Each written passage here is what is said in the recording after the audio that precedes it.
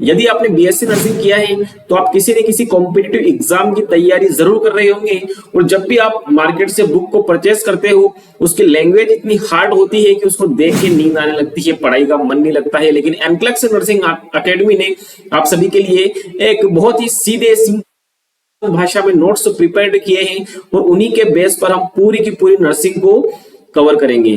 तो यदि आप लोग चैनल पर नए हैं तो चैनल को सब्सक्राइब करना ना भूलें और बेल आइकन को दबाएं ताकि वीडियो की लेटेस्ट नोटिफिकेशन सबसे पहले आप तक पहुंचे। आज का वीडियो मिस मत कीजिएगा, बहुत ही इंपॉर्टेंट क्लास है क्योंकि आपके एग्जाम नजदीक हैं और समय बहुत कम है। क्लास में बने रहिएगा। ट्यूबरक्लोसिस के बारे में, ट्यूबरक्लोसिस से एक न एक एमसीक्यू आपको हर एग्जाम में देखने को मिलेगा। तो देखिएगा, इसे पुअर सोशल कंडीशन के कारण बैरोमीटर ऑफ सोशल वेलफेयर भी कहा जाता है। बैरोमीटर ऑफ सोशल वेलफेयर का मतलब क्या होता है? यह हमें सोशल कंडीशंस बताता है कि सोसाइटी की कंडीशंस कैसी है, वहां का हेल्थ केयर सिस्टम कैसा है, वहां का लिविंग स्टैंडर्ड कैसा है। इसीलिए हम ट्यूबरक्लोसिस के पॉजिटिविटी या नेगेटिविटी के आधार पर यह बता सकते हैं। इसीलिए इसको क्या बोला गया है? बैरोमीटर ऑफ सोशल वेलफेयर बोला गया है। इसका बैक्टीरिया जो है कि मिस्टर रॉबर्ट कोच के द्वारा डिस्कवर्ड किया गया था, इसीलिए इसे कोच फिनोमेना के नाम से भी जाना जाता है। कॉजेटिव एजेंट की बात करें कि ट्यूबरक्लोसिस का कॉजेटिव एजेंट कौन होता है, तो माइकोबैक्टीरियम ट्यूबरक्लाई, माइकोबैक्टीरियम ट्यूबरकल बेसिलाई जो है कि इसका पॉजिटिव एजेंट होता है। और यदि इसके शेप की बात करें कि यह बैक्टीरिया किस शेप का होता है, तो यह बैक्टीरिया रोड शेप का बैक्टीरिया होता है। इस बैक्टीरिया की सेल वॉल पर माइकोलिक एसिड प्रेजेंट रहता है। याद रखिएगा, जिस बैक्टीरिया की सेल वॉल पर माइकोलिक एसिड प्रेजेंट रहेगा उसकी हम ग्राम स्टेनिंग कभी नहीं कर सकते, इसीलिए उसको डायग्नोस करने के लिए ज़िलीनेंसल स्टेनिंग का उपयोग किया जाता है। क्लियर है यहां तक? यदि अभी तक चैनल को सब्सक्राइब नहीं किया है तो चैनल को सब्सक्राइब करें। हम आप लोगों के लिए बहुत ही अच्छी मेहनत करते हैं और बहुत ही अच्छे और स्टैंडर्ड और आसान भाषा में नोट्स आप लोगों के लिए डेली प्रिपेयर्ड करते हैं और डेली पढ़ाते हैं। तो इतना आपका फर्ज बनता है। ठीक है, आगे देखिएगा, मैंने यहां पर मेंशन किया है कि इसीलिए जो है कि हम इसकी ज़िलीनेंसल स्टेनिंग करते हैं। ठीक है, एक एमसीक्यू यहां से पूछा गया था एमपीसीएचओ के 2021 के पेपर में कि वर्ल्ड ट्यूबरक्लोसिस डे कब मनाया जाता है। वर्ल्ड ट्यूबरक्लोसिस डे कब मनाया जाता है, तो हमेशा याद रखिएगा कि 24 मार्च को जो है कि वर्ल्ड ट्यूबरक्लोसिस डे मनाया जाता है। ये नोट्स आप एज इट इज आपके बुक में छापिएगा, और सेम एज जो मैं यहाँ पर बता रहा हूं ना, ऐसा का ऐसा ही Hindi plus English common language में लिखिएगा। यदि आप इंग्लिश के मास्टरमाइंड हैं तो कोई बात नहीं है, वह आपकी भाषा ठीक है। लेकिन यदि आप एक गांव से बिलोंग करते हैं जहां पर आपने सरकारी स्कूल में 11th और 12th की पढ़ाई की है और आपने बीएससी नर्सिंग के साथ में एडमिशन लिया है, जैसे कि मैंने लिया था, तो क्योंकि मेरी इंग्लिश इतनी हार्ड नहीं थी तो मैंने Hindi plus English common language में पढ़ाई करके एक गवर्नमेंट एग्जाम हासिल की और मैं कम्युनिटी हेल्थ ऑफिसर के पद पर पदस्थ हूं।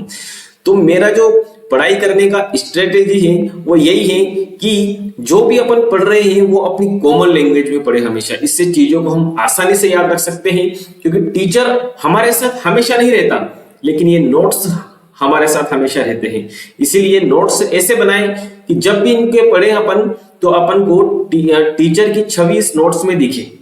ठीक है, एक और एमसीक्यू पूछा गया था कि ये एनएम्स के पेपर में पूछा गया था कि नेशनल ट्यूबरक्लोसिस सेंटर कहाँ है, तो ये बेंगलुरु में है। मैंने यहाँ पर मेंशन कर दिया है इसी वजह से क्योंकि ये एनएम के इसमें पूछा गया है, तो सीएचओ के इसमें पूछा जा सकता है। और नेशनल टीबी रिसर्च सेंटर कहाँ पे है, तो वो चेन्नई के अंदर है। ठीक है, अब याद रखिएगा टीबी जो होती है वो दो प्रकार की होती है। टीबी दो प्रकार की होती है। सबसे पहली जो टीबी होती है वो पल्मोनरी, और दूसरे नंबर की टीबी आती है एक्स्ट्रा पल्मोनरी। अब ये पल्मोनरी क्या होती है और एक्स्ट्रा पल्मोनरी क्या होती है? फेफड़े के अंदर, लंग्स के अंदर जो टीबी प्रेजेंट है उसे अपन पल्मोनरी टीबी बोलेंगे, और फेफड़े के अलावा शरीर में किसी भी जगह पर टीबी प्रेजेंट है उसे अपन क्या बोलेंगे? एक्स्ट्रा पल्मोनरी टीबी बोलेंगे। ठीक है, क्लियर है यहां तक? देखिएगा, इसमें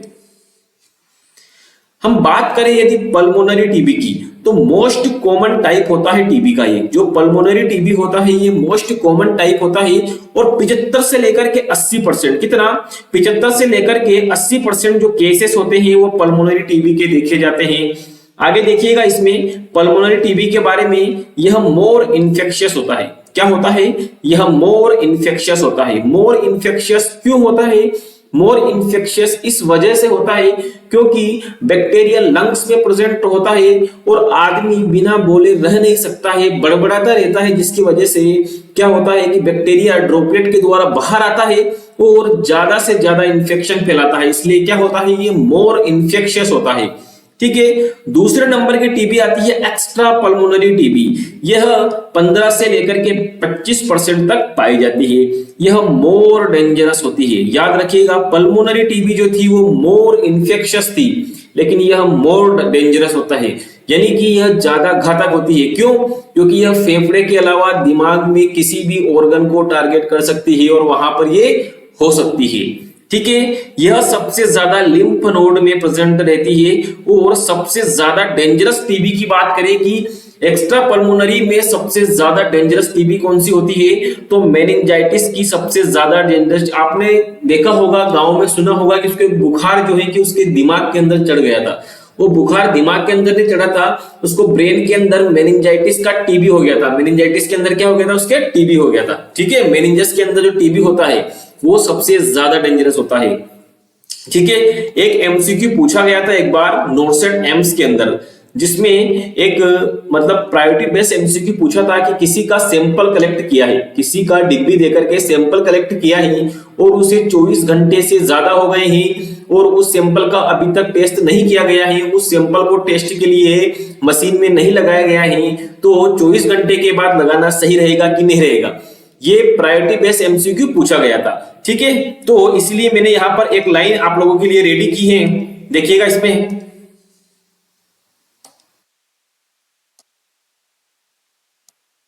मैंने इसी वजह से आप लोगों के लिए एक लाइन यहां पर रेडी की है कि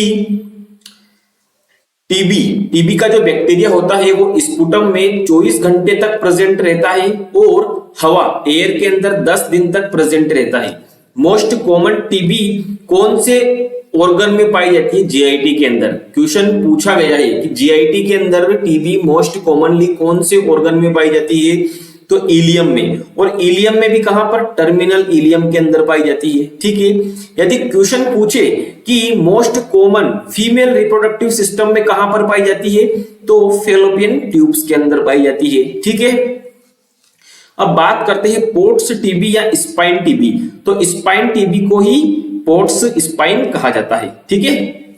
इंक्यूबेशन पीरियड्स की बात करें कि इसका इंक्यूबेशन पीरियड कितना होगा? टाइम ड्यूरेशन, यानी कि बैक्टीरिया के शरीर में जाने से लेकर के लक्षण आने से पहले तक का पीरियड इंक्यूबेशन पीरियड कहलाता है। याद रखिएगा, जैसे ही लक्षण आएगा तो इंक्यूबेशन पीरियड्स खत्म हो जाएगा। तो बैक्टीरिया के शरीर में घुसने से लेकर के लक्षण आने से पहले तक का जो पीरियड्स होता है वो क्या कहलाता है? इंक्यूबेशन पीरियड्स कहलाता है। तो टीबी की अगर बात करें कि टीबी का इंक्यूबेशन पीरियड्स कितना होता है, तो 1 से लेकर के 2 महीने, यानी कि 4 से लेकर के 8 वीक्स जो है कि इसका इंक्यूबेशन पीरियड्स होता है। इसका मोड ऑफ ट्रांसमिशन कैसा होता है? इसका mode of transmission droplet nuclei.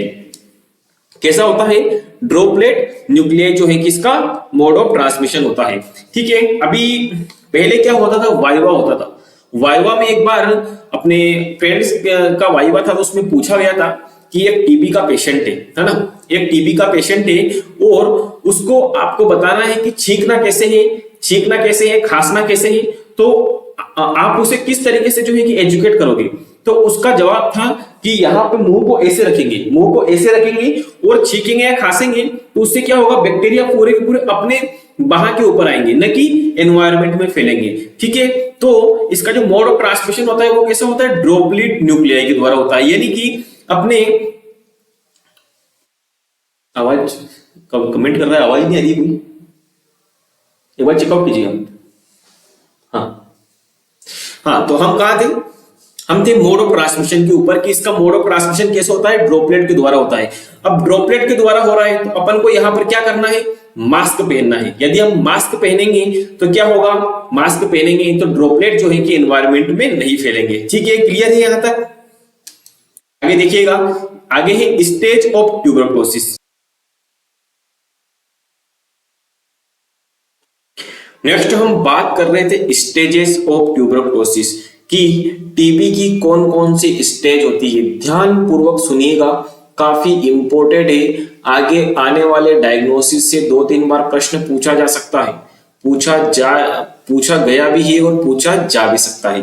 तो सबसे पहले हम बात करते हैं लेटेंट टीबी की, यानी कि छुपी हुई टीबी। लेटेंट टीबी यानी कि छुपी हुई टीबी, या इसमें या तो पेशेंट असिम्प्टोमेटिक रहेगा। अपन ने लेटेंट क्यों बोली है, क्योंकि इसमें पता ही नहीं चलता, पेशेंट असिम्प्टोमेटिक रहेगा या पेशेंट को लिम्फ एडिनोपैथी हो सकती है। इस स्टेज में मॉन्टेक्स टेस्ट नेगेटिव आता है। ठीक है, दूसरी होती है दूसरी stage primary progressive tuberculosis. Primary progressive TB यानी कि टीबी ने प्रोग्रेस किया है तो साइन एंड सिम्टम्स प्रेजेंट रहेंगे। अब साइन एंड सिम्टम्स क्या हो सकते हैं, अरे वजन कम होना, 2 सप्ताह से ज्यादा बुखार आना, खांसी चलना, ये टीबी के अमिताभ बच्चन के वर्ड्स हैं, है ना। आपने देखा होगा जब इसका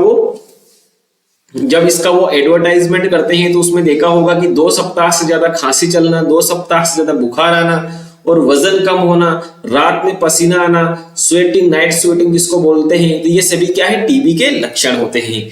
नेक्स्ट देखिएगा स्टेजेस के अंदर, और जो अपन ने दूसरी बात की है प्रोग्रेसिव की, तो उसमें याद रखिएगा कि इसमें मॉन्टेक्स टेस्ट भी क्या आता है, पॉजिटिव आता है। तीसरी स्टेज होती है एक्टिव ट्यूबरक्लोसिस। एक्टिव ट्यूबरक्लोसिस क्या होती है, अपन ने बात की है जिसमें फर्स्ट वाली असिम्प्टोमेटिक रहेगी, दूसरी में कुछ सिम्टम्स प्रेजेंट रहेंगे, लेकिन एक्टिव इसमें क्या होता है, इसमें पेशेंट की कंडीशन मोर इन्फेक्शियस हो जाती है, यानी कि मरीज ज्यादा बीमारी फैलाने लगता है। ठीक है, टीबी के स्प्रेड होने का सबसे ज्यादा चांस इसमें रहता है। क्यों, क्योंकि ये मोर इन्फेक्शियस होती है। हम बात करते हैं, ये अपन ने पहले नंबर के टीबी की बात कर ली है, पल्मोनरी टीबी यानी कि फेफड़े की टीबी। दूसरी अपन बात करते हैं एक्स्ट्रा पल्मोनरी टीबी की। यदि अपन एक्स्ट्रा पल्मोनरी ट्यूबरक्लोसिस की बात करें तो इसमें टीबी लंग्स को छोड़कर बाकी ऑर्गन को अफेक्ट करती है। लंग्स को छोड़कर बॉडी के कोई सा भी ऑर्गन अफेक्ट हो सकता है। एक्स्ट्रा पल्मोनरी टीबी में माइकोबैक्टीरियम ट्यूबरक्लाई बॉडी के किसी भी ऑर्गन को टारगेट कर सकता है एक्सेप्ट लंग्स। लंग्स के अलावा किसी भी ऑर्गन को टारगेट कर सकता है। एमसीक्यू 1 नहीं 2 नहीं 3 बार पूछा गया है कि जो फेफड़े के अंदर टीबी प्रेजेंट होती है वो कौन सी टीबी होती है, तो वो पल्मोनरी टीबी होती है, और अदर देन लंग्स के में बॉडी के और ऑर्गन में प्रेजेंट रहती है, यानी कि लंग्स के अलावा बॉडी के दूसरे ऑर्गन में जो टीबी प्रेजेंट रहती है वो कौन सी टीबी होती है, तो वो होती है एक्स्ट्रा पल्मोनरी टीबी। ठीक है, हमेशा इस बात को याद रखिएगा क्लियरली। उसके बाद देखिएगा, हम एक्स्ट्रा पल्मोनरी टीबी की बात कर रहे थे, तो ये कहां पे प्रेजेंट रह सकती है, ब्रेन के अंदर, लिम्फ नोड के अंदर, जीआईटी के अंदर, रिप्रोडक्टिव सिस्टम के अंदर और ब्लड के अंदर। ठीक है, नेक्स्ट हम बात करते हैं साइन एंड सिम्टम्स और ट्यूबरक्लोसिस। ट्यूबरक्लोसिस होने के लक्षण क्या क्या होंगे ट्यूबरक्लोसिस होने के बाद, तो कफ इनिशियली ड्राई, शुरुआती स्थिति में जो खांसी होगी वो सूखी खांसी चलेगी आपको, और then wait more than 14 days, उसके बाद जो है कि आपको गीली खांसी चले लगेगी 2 सप्ताह तक लगातार, और फीवर इवनिंग टाइम, शाम के समय में आपको बुखार आएगा, नाइट स्वेटिंग, रात में पसीना होगा, morning temperature resolved more than 14 days. ठीक है, एनोरेक्सिया, नोजिया, वोमिटिंग, सरकारी सिम्टम्स भी यहां पर प्रेजेंट रहेंगे। क्लियर है, चीजों को समझते जाइएगा, एक एक चीजों को। क्लियर है, आगे देखिएगा इसमें नेक्स्ट इसका सिम्टम्स कौन कौन से आएंगे, चेस्ट पेन हो सकता है इसमें, और हीमोप्टाइसिस यानी कि ब्लड इन स्पुटम। यदि अपन इसके डायग्नोसिस की बात करते हैं कि इसमें कौन कौन सा जो है कि डायग्नोसिस किया जाता है, तो डायग्नोसिस के अंदर देखिएगा इसमें अपन क्या करेंगे, ट्यूबरकुलिन टेस्ट और मॉन्टेक्स टेस्ट करेंगे। अब ये मॉन्टेक्स टेस्ट क्या होता है, जैसा कि आपको इमेज में दिखाई दे रहा है कि इसमें पीपीटी यानी कि प्यूरिफाइड प्रोटीन डेरिवेटिव लेंगे और वो कितना लेंगे 0.5 ml purified protein derivative tuberculin syringe लेंगे। एक ट्यूबरकुलिन सिरिंज ली, उसके अंदर प्यूरिफाइड प्रोटीन डेरिवेटिव भरा, कितना भरा 0.5 ml भरा और उसको इंट्राडर्मल यानी कि 4 आर्म पर यानी कि नॉन डोमिनेंट हैंड में लगा देंगे। कहां पे लगाएंगे इसको, नॉन डोमिनेंट हैंड में इंट्राडर्मली लगा देंगे, ठीक है। और इसका रिजल्ट जो है कि 72 आवर्स के बाद आता है। यदि जहां पर अपन ने इंजेक्शन लगाया है उस साइड पर लाल लाल चकते रेडनेस स्वेलिंग आ गई है और उसकी जो साइज है, मान लीजिए कि आपने ये जो है कि यहाँ पर इंजेक्शन लगाया है ना, इस वाले हाथ पर इंजेक्शन लगाया है और यहाँ पर रेडनेस स्वेलिंग आ गई है, उसकी जो साइज है ये कितनी है, बिलो 5 mm है। इसका मतलब क्या है कि नेगेटिव है, लेकिन 6 से लेकर के 9 mm है, तो डाउटफुल है कि हो भी सकता है और नहीं भी हो सकता है। लेकिन यदि मोर देन 10 mm है, इसका मतलब क्या है, पॉजिटिव है। यदि मोर देन 10 mm इसका साइज है, यानी कि क्या है, रेडनेस और स्वेलिंग ज्यादा more than 10 mm of size है, तो क्या है, टीबी पॉजिटिव है। मॉन्टेक्स टेस्ट कंफर्मेटरी डायग्नोसिस नहीं है, क्यों, क्योंकि यह फॉल्स इंफॉर्मेशन देता है, या तो ये फॉल्स पॉजिटिव देगा या फॉल्स नेगेटिव देगा। अब भाई साहब ये दोनों चीजें क्या होती है, फॉल्स पॉजिटिव क्या होता है और फॉल्स नेगेटिव क्या होता है, चलिए इनको डिस्कस करते हैं। देखिए फॉल्स पॉजिटिव की बात करें तो फॉल्स पॉजिटिव कब आएगा, बीसीजी वैक्सीन लगाया हो तो फॉल्स पॉजिटिव आएगा। लेप्रोसी में माइकोबैक्टीरियम लेप्राई के कारण जो है कि रिएक्शन दिखेगा आपको, उसमें भी फॉल्स पॉजिटिव आएगा। यदि आप टेस्ट रिपीटेड टेस्ट कर रहे हो, एक नहीं दो नहीं 3 बार आपने प्यूरिफाइड प्रोटीन डाल के उसकी चमड़ी के नीचे डाल दिया, तो भी क्या आएगा, फॉल्स पॉजिटिव आएगा। यदि इंजेक्शन टू डीप, गुस्से में आकर के ज्यादा जोर से लगा दिया ना, तो भी फॉल्स पॉजिटिव आएगा। और यदि पहले से टीबी हो रखी हो मरीज को और मरीज ठीक हो गया हो, उसके भी फॉल्स पॉजिटिव आएगा। ये तो अपन ने बात की है कि किन किन चीजों में फॉल्स पॉजिटिव आता है, और दूसरी अपन बात करते हैं फॉल्स नेगेटिव, किन किन चीजों में फॉल्स नेगेटिव आएगा। तो इसमें देखिएगा, जब पेशेंट में सीवियर इम्यूनो कॉम्प्रोमाइज्ड कंडीशन हो, जैसे कि पेशेंट को या तो एचआईवी की बीमारी हो या एड्स हो या कैंसर हो या रेडियोथेरेपी चल रही हो, तो उसमें क्या आएगा, फॉल्स नेगेटिव आएगा। और इनको 5 mm से ज्यादा अगर स्कार आ रहा है तो उसको क्या करेंगे, अपन पॉजिटिव कंसिडर्ड करेंगे, ठीक है। क्वेश्चन पूछा गया था कि एचआईवी के पेशेंट में मोर देन 5 mm का मार्क्स आ रहा है, तो आप उसे नेगेटिव शो करोगे कि पॉजिटिव, तो उसे पॉजिटिव कंसिडर्ड करेंगे। तीसरा टेस्ट होता है सीबीनाट। सीबीनाट की फुल फॉर्म एनएम के एग्जाम में पूछी गई है, cartilage based nucleic amplification, cartilage based nucleic amplification, it give information about resistance to rifampicin. अरे मरीज जो है कि रिफाम्पिसिन के अगेंस्ट रेजिस्टेंस शो कर रहा है कि नहीं कर रहा है, ये पता लगाने के लिए सीबीनाट का टेस्ट किया जाता है। और लास्ट अपना टेस्ट होता है स्पुटम माइक्रोस्कोपी। ये लास्ट नहीं है, इसके बाद लास्ट चेस्ट एक्सरे आएगा। स्पुटम माइक्रोस्कोपी यह कंफर्मेटरी डायग्नोस्टिक टेस्ट होता है, वेरी वेरी वेरी इंपॉर्टेंट। एक नहीं दो नहीं 3 बार एग्जाम में पूछा गया है कि which of the following test are confirmatory test of tuberculosis, tuberculosis का कंफर्मेटरी टेस्ट कौन सा होता है, तो उसमें आएगा स्पुटम माइक्रोस्कोपी। इसमें पेशेंट के 3 सैंपल लेंगे। 3 सैंपल बोले तो देखिएगा, सबसे पहला जो सैंपल लेंगे वो ऑन द स्पॉट, यानी कि जैसे जब भी मरीज अस्पताल में आया उस समय ले लेंगे। दूसरा नेक्स्ट डे मॉर्निंग में लेंगे और तीसरा उसके अगले नेक्स्ट डे मॉर्निंग में लेंगे, ठीक है। इसमें पेशेंट को सैंपल लेने के लिए कुछ एडवाइस देनी है। एडवाइस क्या लेनी है कि डीप ब्रीथ, लंबी सांस लेना भैया, और उसको होल्ड करना और फोर्सफुली एकदम झकास खांसने की कोशिश करना and spill out thick sputum, और गाढ़ा स्पुटम बाहर निकाल के डब्बी में भर के अपने पास ले आना, ठीक है। और सैंपल फोल्कन ट्यूब के अंदर लेंगे, ठीक है। ये बातें आप लोगों को याद रखनी है। नेक्स्ट जो टेस्ट है अपना कौन सा है, एक्सरे। यह कंफर्मेटरी टेस्ट नहीं है, कंफर्मेटरी डायग्नोसिस सिर्फ और सिर्फ अपना स्पुटम कल्चर होता है, क्योंकि गॉन ट्यूबरकुलाई क्या होता है, लंग्स में लाइफ टाइम के लिए प्रेजेंट रहता है। यदि स्पुटम कल्चर नेगेटिव है एंड सिम्टम पॉजिटिव है तो अपन को क्या करना है, देखो स्पुटम कल्चर नेगेटिव है और अपन को लग रहा है कि लक्षण पॉजिटिव है, कहने का मतलब है उसको बुखार भी आ रहा है, खांसी भी चल रही है, नाइट स्वेटिंग भी हो रही है, वजन भी कम हो रहा है, तो डायरेक्ट उसका एक्सरे करवा दो। ठीक है, लास्ट टेस्ट होता है इसका ZN स्टेनिंग यानी कि जिल्ही नेल्सन स्टेनिंग।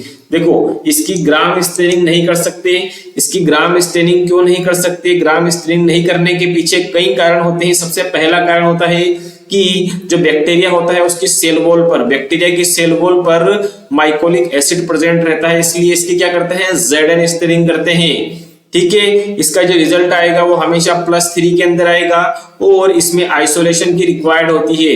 जब पेशेंट का स्पुटम स्मीयर पॉजिटिव आता है तो स्पुटम स्मीयर पॉजिटिव टीबी कहलाता है, बट जब पेशेंट